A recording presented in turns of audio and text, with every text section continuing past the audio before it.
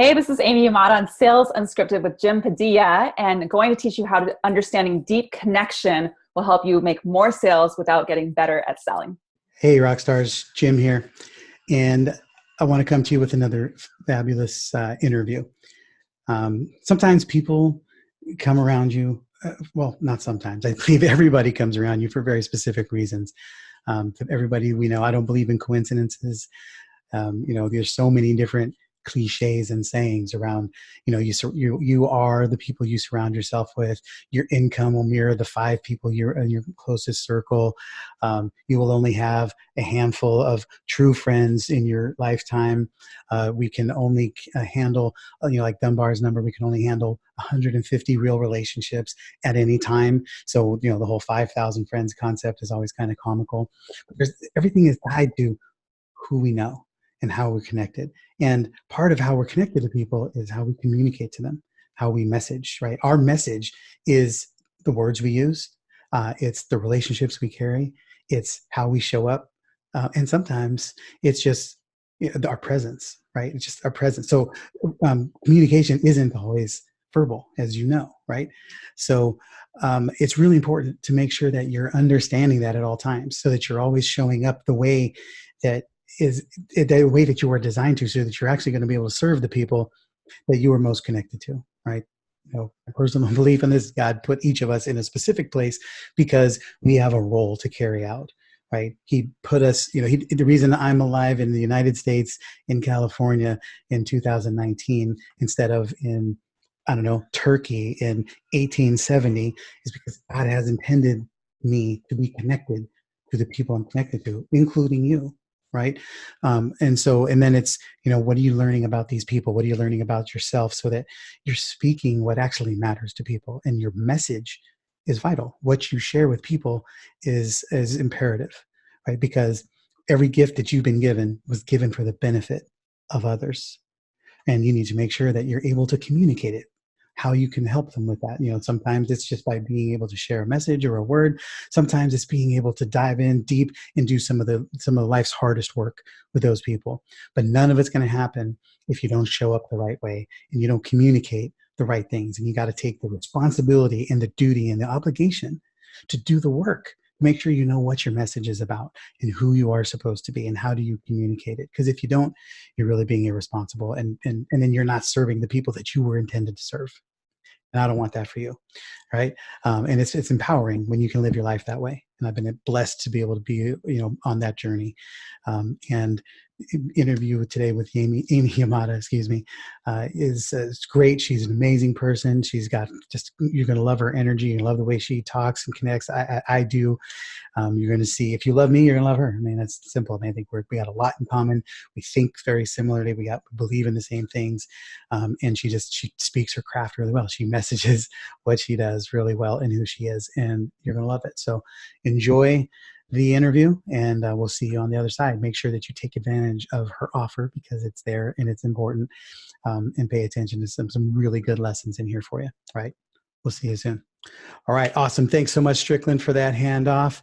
Jim Padilla here with Sales Unscripted, where it's not what you're saying, but who you're being while you're saying it that moves the needle and that makes the biggest difference. And we're always coming to you with new ways to think about scaling your business, how to grow exponentially, how to make bigger impacts so that you can solve your problems. And we're bringing some of the best experts around, those who we all know and those who we don't know yet. And our expert today that we have on board with you is one of those that is kind of in between. She's emerging on the marketplace. Every time I turn around, I see her face. I see her name. She's starting to be everywhere, which is fantastic. The ever presence is always vital. Her next big project that she's got coming up is the Dream Big event. We're going to talk more about that. And she's big on working with coaches and service-based entrepreneurs to really dial in your message, so that you can move the needle and make a difference. Because obviously, when people don't have a real clear message, it doesn't matter how good you are at what you do. People won't know why they should even be talking to you. So super important. And I can't think of anybody better to be able to talk about that today. Amy Yamada, say hello. Yes. Thank you so much, Jim. I'm so happy to be here. And thank you for the warm introduction. I really appreciate it. Yeah, outstanding. While you're on here, I want to make sure that you guys can follow along. For those of you who like to, if you can go to amyyamada.com, she's there. Also on Instagram at Amy Yamada, and there's two Y's in there. It's the first time my eyes were catching that because I don't think I've seen anywhere else two Y's back to back in one string. Yeah. You're Yeah. first for that one. All right. So let's talk about this here right now. Let's jump in. Who's Amy Yamada? Why should people be listening to you right now? Yeah. So I'm, like you said, I'm really passionate about working with coaches and service-based entrepreneurs. And what I found was that over the years, I went from having my own too broad of a message. I worked in the local media here in the Seattle area for about 15 years. And even with a background in marketing and promotions and advertising sales, I myself was breaking my own marketing 101 rules at the beginning of launching my business because I wasn't sure about who I wanted to serve. When you talk about any kind of business coaching or coaching of businesses, what does that even mean? When think about a business, there's everything from the solo entrepreneur all the way up to massive corporations. At the beginning, I just didn't know. I didn't know if I wanted to be more of a consultant to companies that are based here in Seattle, like Starbucks or Expedia. And so I started to have meetings with them because that's who I was used to working with when I worked in the media. But what I realized though was that my heart was with the entrepreneur. As I got to know more and more entrepreneurs, I was like, oh man, there's so much I can do to use what I've learned in my career and what I've implemented myself and help entrepreneurs. And then more specifically over the years, I just started to notice what are the frequently asked questions that I'm getting. And what people would ask me, whether entrepreneurial friends of mine or colleagues, is that, gosh, Amy, when you put yourself out there, you suddenly have all these people that want to talk to you. And when I put myself out there, I get crickets. And so I was like, okay, so let's talk about that. So that's kind of how it started. And then I got really into messaging. Yeah, that what you're saying. That part of that story is I literally hear that every day. It's like there's so much opportunity on the corporate side. There's so many things happening there, but it's not moving you inside. It's there's not as fulfilling. And a lot of the experts that I talk to, and we fall into that bucket, is it's so much more rewarding to help people make big breakthroughs in their business and help the entrepreneur. I think a lot of it is, for me, is the immediacy of the feedback. And, it's you can see it immediately. You help them win. They appreciate it. Their life changes. Your life changes. What is it for you? How does that impact you? Yeah, I mean, it's that moment, right? When I'm working with my clients, I call them powerhouses, right? My powerhouse clients is that when they're about to get on a stage or when they're about to, launch their group, their next level of their group coaching program, and they're in those enrollment conversations. And I know you're so big on sales, and I love the whole unscripted part because I'm very similar. When people ask for a script, I'm like, really, do you really need a script, or can you just be yourself and really just be there for someone and make a difference for them? But my point is, when I talk to them about your messaging, I'll say to them, when you've got your messaging so dialed in and you know how to deeply connect with your ideal clients, then that's when the enrollment happens. That's when you're caring enough to understand where they are now and where they want to go, what their biggest challenges are. And then when you're making your offers, especially I really believe in high ticket packages, and not just to slap a high price tag on your coaching package, for example, but to really focus on high value. And so when you know how to have that messaging come through, then, when I've helped my clients with this, I'm like, oh my gosh, maybe I was able to really hone in on my gift and how I'm able to help them get from here to here, that they're able to enroll at a higher conversion and they're having more fun. It's just a very fulfilling experience. And knowing that they then get to make a difference for that person, it just lights me up. It's awesome. Totally. I'm all on board with that. Let's dive into the high ticket piece a little bit. Mm-hmm. It's a term that is just stab a fork in the eye, right? How many times can we say high ticket? It's authentic. Can you, let's find another. I know, right? Exactly. We need a new word. Yeah. But and then at the same time, it's aside from the money, which is clearly, it's obvious, right? Higher ticket, higher money, higher revenue, higher opportunities. But why high ticket? Why does it really matter? Why does that make a difference instead of selling 190 stuff everywhere, 197? Yeah, I get it. And when I first started, I had these little tiny packages, and I would sell them here and there. I was doing old school networking and whatnot, and I myself would invest in low ticket packages too. I worked with a coach here, a coach there, one-on-one, and they would enroll me into this there's you'll buy it in a 3-session package, or we'll work together for 8 weeks or something like that. And so you can only go so far with that, and it wasn't until I myself became a high ticket client that I started to have high ticket results. Right. So I really practice what I preach to this day. I invest a lot in myself, my team, how we grow. And so I just believe that, to me, when you have high ticket offers, you attract high ticket people. And so I want to make sure that it's not about like the price tag and people having money. Like, nobody comes to me when they're just sitting on a massive pot of gold, right? They come to me, they're like, Amy, I need help. Like I've gotten stuck in my business. Like I've plateaued, or maybe they haven't quite broken through the 6-figure mark, or maybe they're the 6 and they're wanting to grow from there. And they're just like, I've just plateaued, like something's not working. And so it's not just like, oh, slap a high ticket, it's like, no, think about like, how can you create the most value for someone? And what does that look like? Like, is it a longer term relationship, whether it's premium, one-on-one coaching, whether you're leveraging through a group program, but you're really delivering and helping them get the results they want? Or is it more of like an intensive, like a 3-day retreat or a 1-day VIP intensive, where you're really going deep and providing the value? So I believe that when you provide the value, then it makes sense to have high ticket. And I also believe that when people have more skin in the game, they're going to show up bigger, like they just are. Sure. So like, hey, I'm invested. Like, I'm fully invested in this. Absolutely. Mm-hmm. Yeah, there's so many other things that value that they packed in behind that for why high ticket. Right. But what about for somebody, I can say for me, I've been doing this long enough. I've got credibility, I've got expertise, I've got all this behind me. So for me, it almost makes more, I can justify it. Right. But we were doing this before we had this same track record. We built the high ticket. Right now, it was smaller high ticket than it is now, Mm-hmm. but it was still a higher priced opportunity because we knew the outcome. We knew what was expected of us. We knew what we were going to have to do to deliver the outcome. We knew the value and the results we were going to bring to our client. So the price had to commensurate with that. If we jumped up and said, yeah, for $497, we'll do this for you, they'd be like, are you sure you know what you're doing? Because another thing, like, so you could do this for $497, right? Mm-hmm. But what about that person who doesn't have that track record? That track, you mean to charge that kind of money for it? Yeah. Well, I always think about like, well, first of all, it's not about you, right? Like something that, like whenever I've had my own limiting beliefs come up as I've evolved the packages that I put out there, I still have that moment where like, can I do this? Like, who am I to think that I can charge this? And I have to make sure that the value exceeds what I'm charging. So for example, the largest package that I've sold has been a $50,000 package. But again, I couldn't just if I just put that number on any, package, I would not have ever sold it. So what I challenged myself to do was to think about, instead of thinking about like, what do I want to create for $50,000? It was, if I could create the most dreamy package for my ideal client, what would that look like? And so I put together this package that it did include some done for you services in it. Normally I don't offer that, but I just wanted to create something totally dreamy and just test it. And so when I put together this package, I thought, this is the most dreamy package on the planet, right?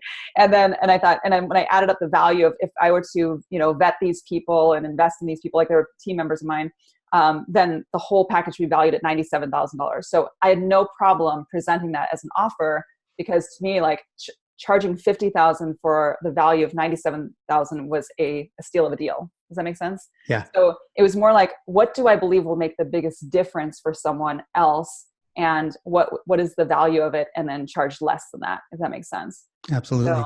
So yeah. So even if somebody's newer and they're like, gosh, I'd love to offer a high ticket package. Maybe it's a $5,000 package. Well, then think about what would be a package that would be so dreamy for your ideal client that that it's worth $10,000, and then charge $5,000, so that when you're presenting it, inside you are so highly enrolled in it that you're like, the person that steps into this is getting a steal of a deal. You know what I mean? So there's a confidence level. Mm-hmm. Yeah. And I think it's also important to make sure that you don't price it so low that you resent it, because then you won't want to do the work. You won't resonate with that client. Yeah. Like I had those packages before, right? Early, like I said, like I remember early on, I did create a package that was $1,000. And I remember this woman who was like, well, can I do it? And I even offered a payment plan of like 3 payments of $397. And I get it. When you're new, like for those who are totally new in business, any amount feels stretchy. And I remember ultimately her making, and I'm not saying this out of judgment, but she just finally ended up saying, I can do like $40 payments for like all these months, even beyond the thing. Right. And I was just like, okay, maybe this wasn't the right package, I myself have my own point of view of like, when I finally myself stepped into a higher ticket package, I didn't have the money either. but I was willing to do what it takes to be resourceful to figure it out. And that's just, again, that may not resonate with everybody, but I just believe that when you want something badly enough, there's always a way. Like I've seen people do crazy things to find a way to find the money, and like, not like illegal things, but things like, driving Uber or selling something or, doing some like contract work on the side or just something that says, I want this so badly, I will do whatever it takes to make it happen. And then there's that grit that you build up, so I believe in that. Totally. Speaking of grit, I found out a little something about you. I like to try to dig a little where I can. And I would tell it's hard to find things on you. And this is a good thing. It's not a bad thing. But there was two things I was researching on you, and I found out there was a Japanese artist named Amy Yamada who was she was a comedy, a singer and a comic who spoke into like interesting alternative sex practices and things. She was very liberal. She was like Me Too movement. Is she the author? Are you talking about the author? Yeah. Okay. Yes. Very famous author named Amy Yamada. Yeah. Not me, but there you go. It wasn't you. I was like, I was seeing something like that. Amy does that, and I look, she was born in 1959. All this other stuff. Yeah, so. I'm younger than that. Yeah.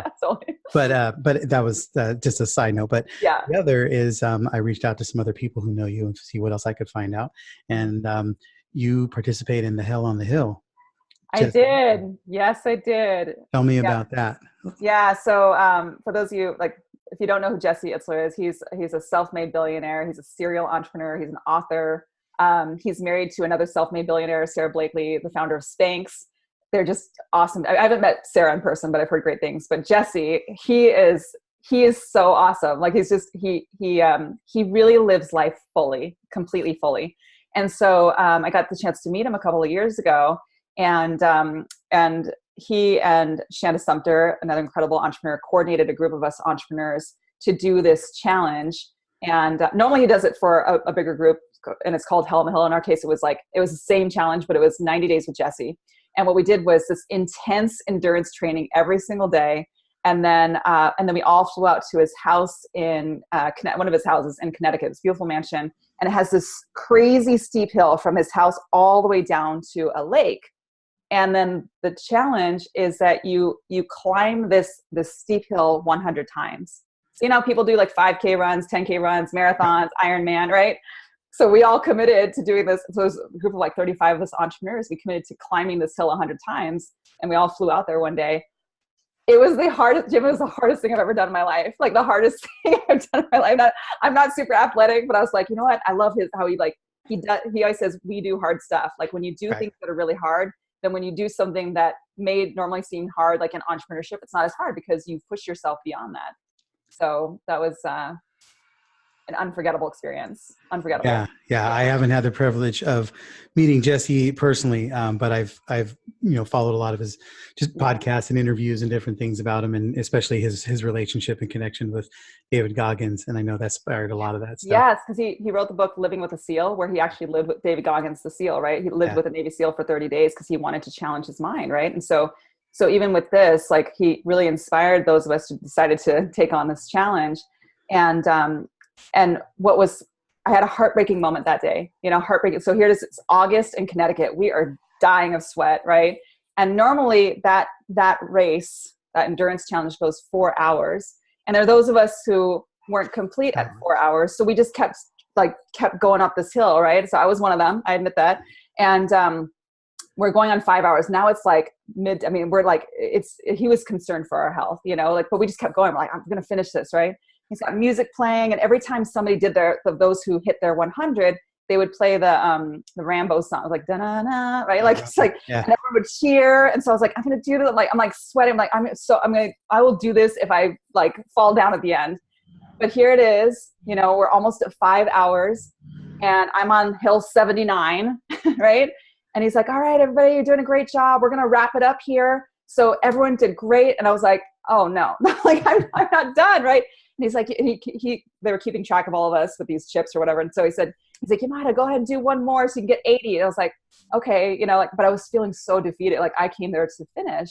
So to make a long story short, they wrapped up the race. I'd done my 80. I was like, okay, what am I supposed to learn from this? So that night, it was like 11 p.m. at night. We'd all hung out in the afternoon, got massages, went out on the boat and all stuff. But all I could think about was I came here to finish. And so that night I went back out at 11 p.m. and a friend of mine who like super athletic, she's like, I'll go with you. And I finished my last 20. And by the end of it, Nice. I'll never forget this moment. Cause like by the end of it, everyone came outside to watch me finish that night. So it was a really special moment for me. And what I always tell people from that experience is like, I had the best fit. Like here it was like super late at night. Everyone was like hugging me and like crying, and they were singing the Rambo song, like all of it. And I just remember like I had the best finish and I was last. Like I was last place and I was so happy. So it's not about winning a race. It's like you're winning your own race, you know? So That's yeah, great. it's really special. Yeah. Yeah, it's an awesome story. And I mean, I'm sure you learned so many life experiences out of that. Totally. It was awesome. Yeah. So, and how much of that goes into your message? How much of that is part of how you show up in business? Yeah. To me, it's just, you go the distance, you know, it's like, and if it's not about like, it's not about comparing yourself to other people either. Like I used to do that where I'd see these incredibly inspiring entrepreneurs and I'm like, oh, I just want to be like them. It's like, well, how about I just be the best version of me and take myself on and break through the limitations and know that anytime I stretch myself, there's going to be those barriers or those limiting beliefs that pop up. And it's like, okay, I can acknowledge them and then walk through it, learn what I'm meant to learn, surround myself with people who've gotten to the other side of it, you know, and always stay humble. That's like a key thing. Always like, don't ever think like, oh, I've got it all figured out. You know, like I had some of that ego. I didn't realize it at the time, but when I was new in entrepreneurship, I had some ego going on because I thought, oh, I've been consulting business owners forever in my career. You know, I've done well. Surely I can do this. You know, so I let ego get the best of me, and then had some humbling experiences. And now I'm like, dude, always stay humble. Like there will always be more to learn. There's always more to like grow into. And that's the beauty of it, right? Like entrepreneurship is the best personal development journey on the planet, I believe. So, Absolutely. yeah. Yeah. We say that all the time. We should get it on a plaque because it's just, that's fact. I mean, Yeah. you want to learn stuff about yourself, just open up a business. You'll face everything within you, you know, everything. It can be maddening sometimes, but you face it and it's good. So what are you trying to create? What is the movement that you're standing for here? What would happen if everything works the way you want it to, and everybody else can climb their hill because of being in your world? What does that look like? Yeah, it's all about the power of deep connection. And so what I mean by that, like to me, the coaching that I do for the coaches and entrepreneurs is my vehicle for it. And at my depth of my core, it's all about really deeply connecting with yourself, your bigger vision, and how you deeply connect with others. Because I believe that when you care enough to deeply connect with others, then it just like you're so much more present, you know, and you like whether it's like if you're meeting someone like one-on-one for a very short amount of time, you can still create deep connection. And so when people started asking me about this, like why I was speaking to deep connection, this is how I was thinking about it. There's 7.6 billion people on this planet at this point. And I did some research, and most of us will meet about 10,000 of them in our lifetime. So that's like a tiny, tiny fraction of 1% of the entire world's population. So why would we not make every single connection count? You know, like the fact that I got to meet you through a mutual friend, and the fact that we've gotten to collaborate in some other things, and I see other opportunities moving forward. Like it's because of all these things that happen for Jim, for you and me to connect, right? Right. And so I just think, how beautiful is it? And so I think like if we could just practice the power of deep connection and care about each other, like the fact that you invited me to be a part of this podcast, like really special to me, you know, and I don't take that lightly, even if I've been on other podcasts, like every single moment counts. Right. So I just think if we can care enough about each other to communicate with courage, to communicate with compassion, to communicate from a place of love, that's deep connection. And then when you bring that into your business, it makes everything better and easier and more fun and more impactful. So if I could have one message, it'd be about practice the power of deep connection.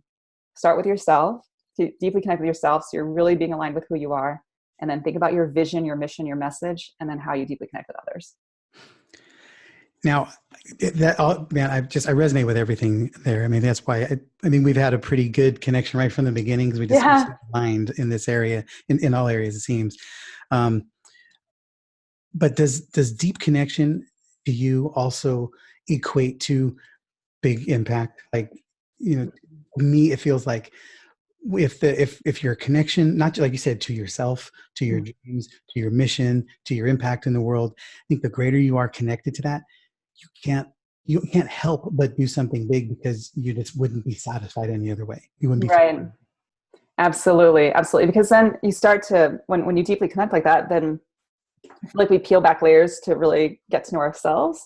And then we also are able to really uncover other people's stories and visions and missions. And so I don't think it needs to be this like solo thing, right? Like the more we stand shoulder to shoulder and we're in our movement together, then that's when the magic happens, right? So I feel like, yeah, you can't help it. Like, and then you'll start hearing like, what are people asking of you? So sometimes you'll put something out there in the world, and then you start to get these frequently asked questions, right? And for me, people started asking me questions around like, how do you just like put yourself out there and like say you're gonna do something, just go do it, or how is it that, when you speak on a stage, then people line up to talk to you afterwards? And it's not ego, it's influence, it's impact, it's connection, and it's service. Like it really is service, And so I love helping people to uncover what that looks like for them.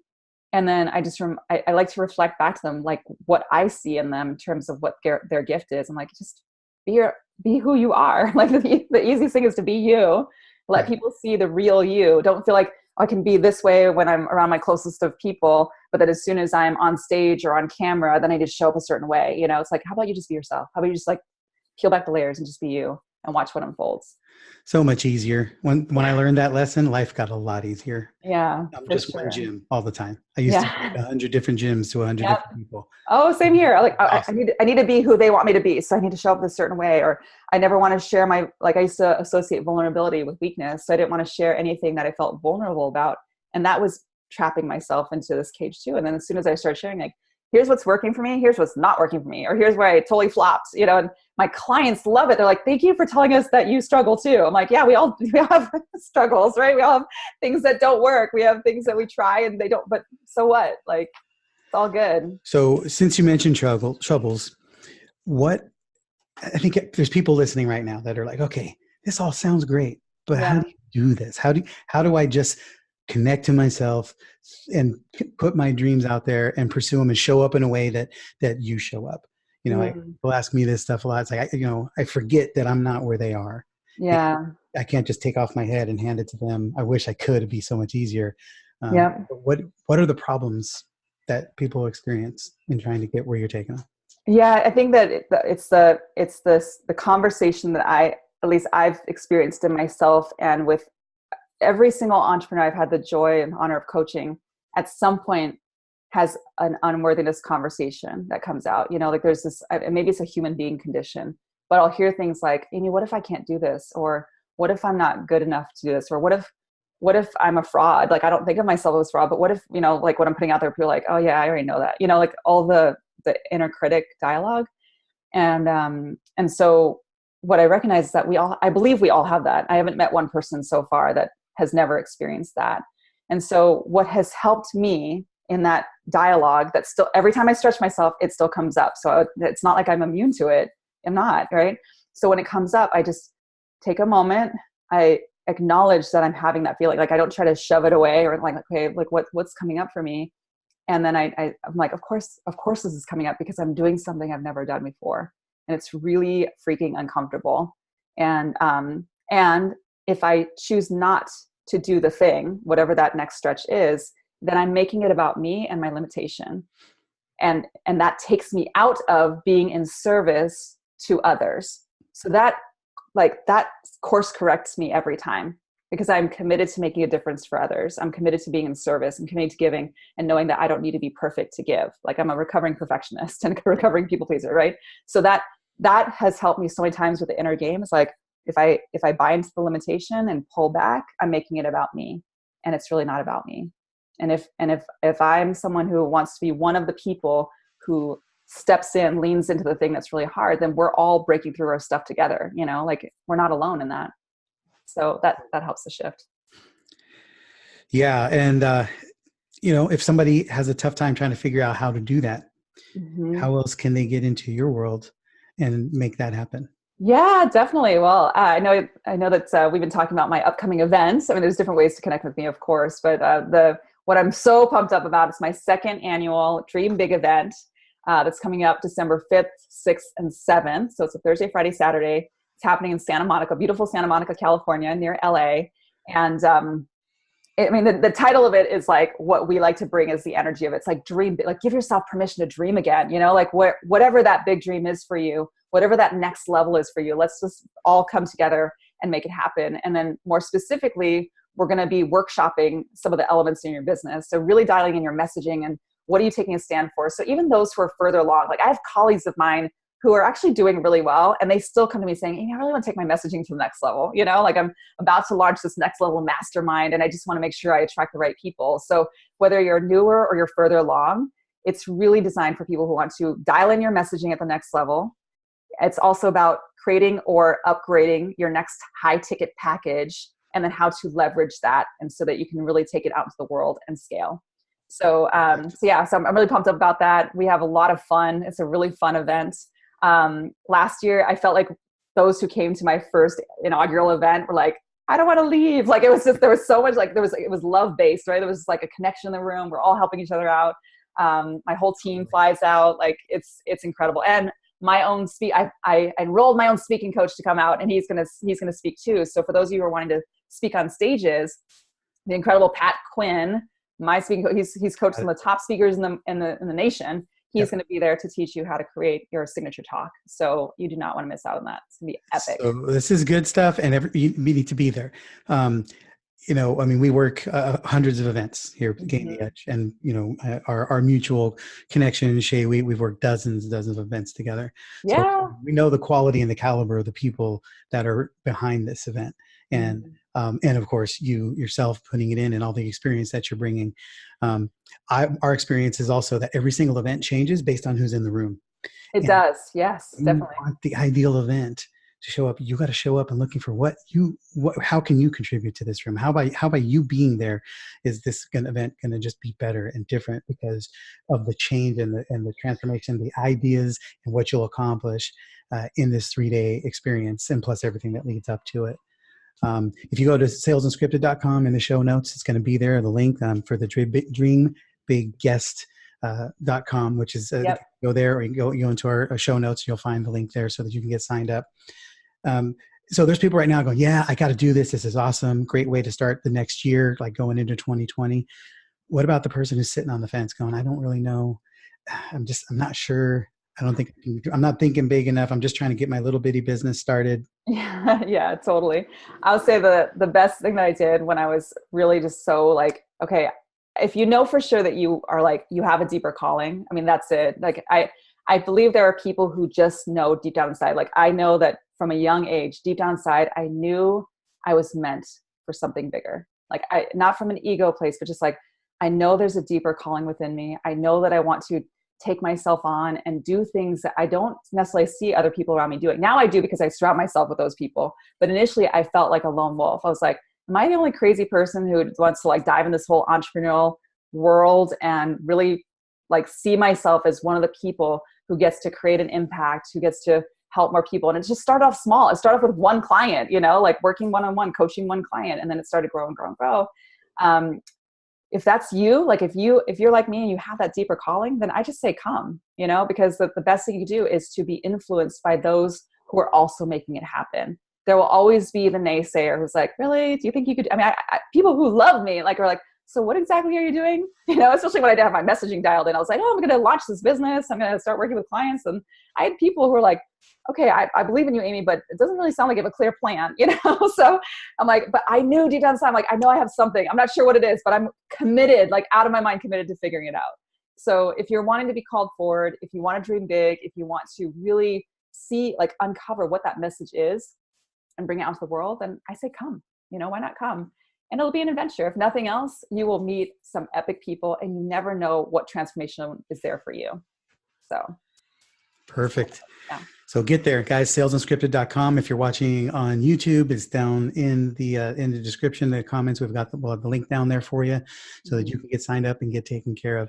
At the very least, just go to amyyamada.com. There's also links to her Facebook group and her Instagram. Just connect to her, reach out, ask some questions, talk to her team, see how they might be able to help you.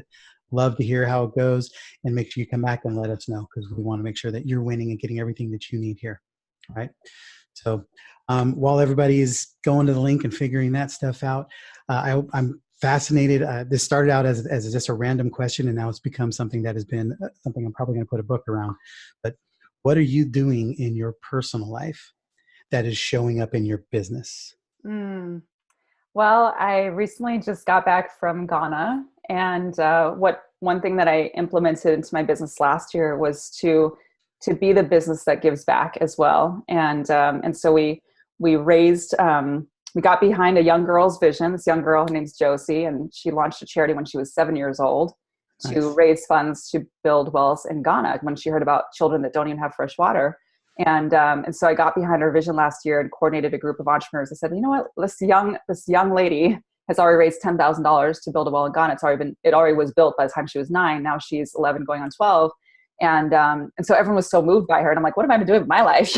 So we all so she, I said, hey, do you want to speak? So she spoke on my stage of Dream Big last year. I introduced her to people to get on podcasts and on Facebook Lives and whatnot. And as a community, we raised $60,000 for Josie's well. So, and then this year we had the chance to fly out there and actually go to these, I have chills right now. We go to these villages in northern Ghana, totally rural. They don't have, they didn't have running water.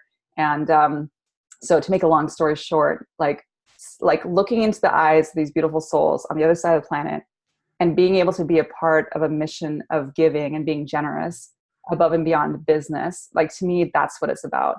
And I believe that when you're generous as a human being and as a soul, whatever your belief system is, then that's when everything unfolds, everything. So that inspires me to continue to fundraise and to give back. And I believe that we can give as we grow, that's it. Totally. So I'm excited about that. That's great. That's a fantastic lesson. And I roll with Jesus, as many people know, and right in the Bible, God's challenged us constantly. It's the one place in the whole Bible that God says, test me on this. He says, try to outgive me. He says, open up the storehouses. He said, test me in this. So he's like, if you believe, just be generous. Give when you don't have it. Give when it hurts. Give just because, and watch what starts happening to you. Yeah. So true. That's so beautiful. That should be our challenge for everybody. Right? Yeah. It's beautiful. Yeah. Amy Yamada, it's been an absolute pleasure. I really look forward to more. I know we could talk about a lot of this for a very long time. Yeah. I look forward to more conversations and having you back on. Yeah. Thank you so much, Jim. And thanks to everyone for listening. Appreciate it. All right. Strickland, you know what to do, my friend. Take them to the door, show them where their parting gifts are on the way out. And until we see you next time, make sure you do life and business on your terms. All right. Go make it happen.